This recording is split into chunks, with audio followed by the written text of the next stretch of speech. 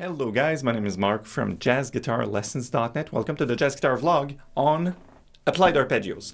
This new series of vlog, I just go quick and dirty, super fast tips. So thanks for watching. Number one, there's a gazillion videos on YouTube and I'm going to try to fulfill my mandate and show you something very useful. So let me just dig into what students typically do. If you see a chord and you have an instructor or you see on the website, whatever, you see arpeggios and you'll be like, oh wow, there's a C major 7 chord and I can play C, E, G, and B natural, and I'm like, okay, those are the 4 good notes of the chord.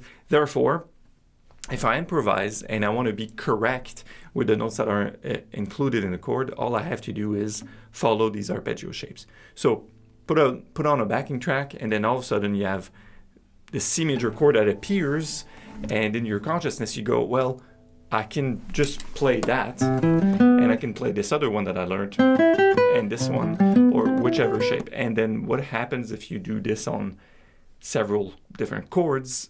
Well, you learn the patterns, and now it's almost like you have these targets. So there's a chord that comes by, and there's a target, and you see the shape in your mind, and there's 4 notes, and then you're like, oh, I'm good. So if I do that, I'm safe, right? It works to a certain extent, and then if you're watching this, you might say, yeah, tried this, and then my improvisation sounds kind of bland or boring or stale when I do that, because there's not really a scalar or linear component. It doesn't make you play and hear very lyrical lines. So you're sort of stuck. If I were to do a 2-5-1, a student might sound like this. 2, 3, 4.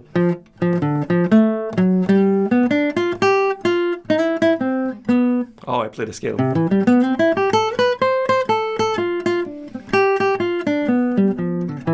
Which is not that bad. I mean, you're not stuck as in not sounding like you know what you do, but if you're looking to extend your lines, so you play more. I'll give you another example. 2, 3, 4.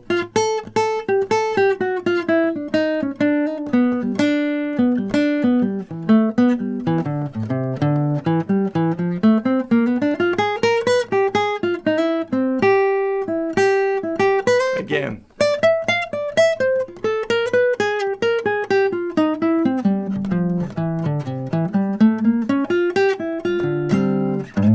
Right, so if you're going into linear things, boo-ba-ee-ba-doo, and chromaticism, it's certainly not your arpeggio shapes that will lead you to be able to play like that. So some students have the solution. They just go, well, I'm going to start to practice arpeggios from the 3rd, which is very noble and very, very interesting. I want to do a bit of that right now, but I want to come to give you 3 exact non-patternized arpeggio shapes that are used so you make more lyrical use of your arpeggio, hence applied arpeggio. All right, let's get started.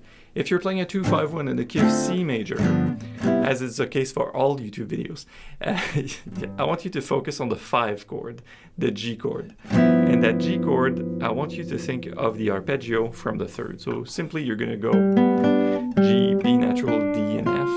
And instead of doing that, you're going to now start to think of, so it's B, D, F, and A natural. And that's the 9th, the natural 9th, just so you get a little more juice out of your arpeggio, all right? So the way to use that in a line that makes sense, I would just say avoid looking at the D minor and try to make an arpeggio with it. Just don't think of that just now. Just see if you can aim at your G7. And by aiming, I really do mean you're going down into it. So look at the previous note before the B natural in the major scale. So, right? And then what if you start to descend the scale? Even that's CB. So D, CB, E, D, CB.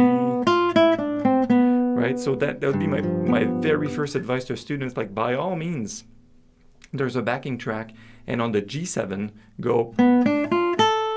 That sounds very good. However, don't do the same with your D minor 7. Don't go. You're neglecting a lot of the natural melodic gravity that there is within the line. So my solution is start with the line that goes into the B natural. And that's my exercise number 1.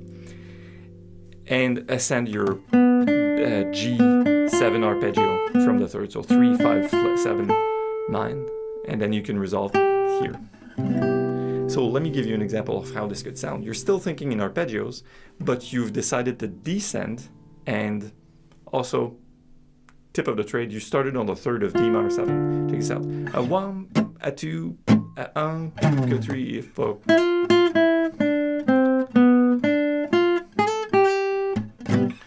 Let me do this again.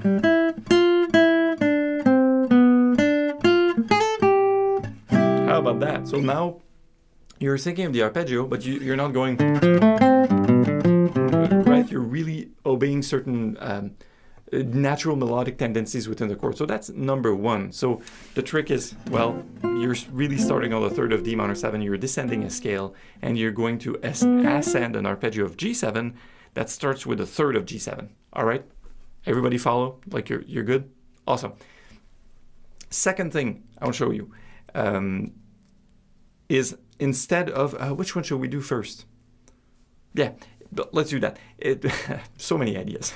It's Friday morning, first coffee. First thing is to descend into an arpeggio. Now, because you want the satisfaction of working on your arpeggios, how about we descend a D minor 7 arpeggio? All right, so let's get going with the top string. So this is your D minor 7. Right? D, F, A, and C natural. And just for the satisfaction of it, we want to keep the same link. So we still want C to B to lead the way into. All right, so what we're going to do is descend the D minor 7 arpeggio. Instead of, we're gonna go A, F, C, D, C, and here's our link. So see, people say, oh, I absolutely want to hear the chords when they go by, even though there's no backing track. When I play my lines, well, there it is. That's exactly what you have to do. So not only you're playing the right notes, but you're playing them so they connect. And that's my pillar 2 approach on jazzguitarlessons.net. In any case, check this out. Let's do this in time. So you're going to link to the 3rd of G7 again and keep the same ending. A 1, a 2, a 3, 4. That's fun. Again, 2, 3, 4. Oh, flat 9. Oh, sorry. So here's what I did is flat 9 instead of natural 9, which is another a pretty simple option. So you see, immediately, instead of practicing arpeggios as shapes and blindly just playing the correct 4 notes, which gets you only so far, now you're saying, well, I want to really outline the chord, really outline the tension between these two, and really resolve to C. So when you do that, you're not resolving anything. There's no real melodic tendency, and that's the key to doing the linear thing, the scalar thing, to really hear the chords without really spelling them out in that way. That I find that's pretty boring. All right, there, I said it. Now let's just go through, that's a good one there. Okay, 2 things to add to spice this up. So I told you I was going to show you 3 things, maybe I'll show you 4 actually. So the first thing you might want to do is transform this guy. So effectively it's descending a scale into the G7 3rd and then ascending an arpeggio. And, oh, I changed the fingering, sorry. Okay, do that, but in C melodic minor. No, C harmonic minor. Sorry, brain fart. Well, you could do melodic minor too, if you wanted. You do harmonic minor, which means that in the key of C, you will lower your E, your E flat, your E becomes flat, and your A becomes flat. So let me just play that same line. So it becomes D minor 7 flat 5 to G7 flat 13. So effectively, you're you're doing a minor 2-5. But the good news is you could do this in minor and still resolve to a C major. So you could do...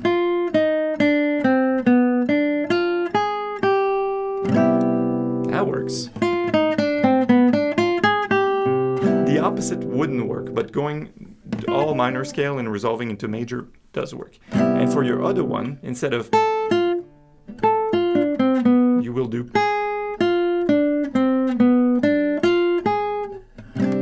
Oh, in Cubis. Remember the mid-90s? Anyways, sorry. Sometimes I feel silly. So there you go. Let's practice these two lines. A two, descending here.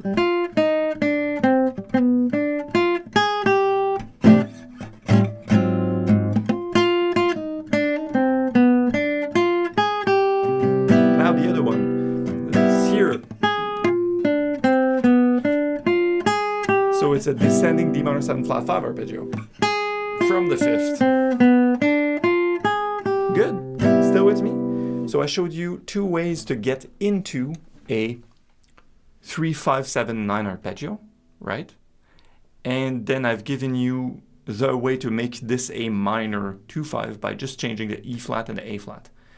You can get an analysis. It's, oh, that's a flat 9, that's a flat... Yeah, you could do that. It's fine. But what really matters is how does it sound, how does it feel, and the fact that you are really outlining your changes by not being stuck.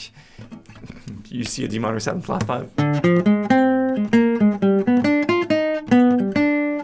Right? And then every time the D minor 7 comes back around, you're stuck at getting back to your root all the time. I see this in students a lot, sorry. That's why I shoot this vlog. So last, secret of success. Whatever you're doing, you could always spin up.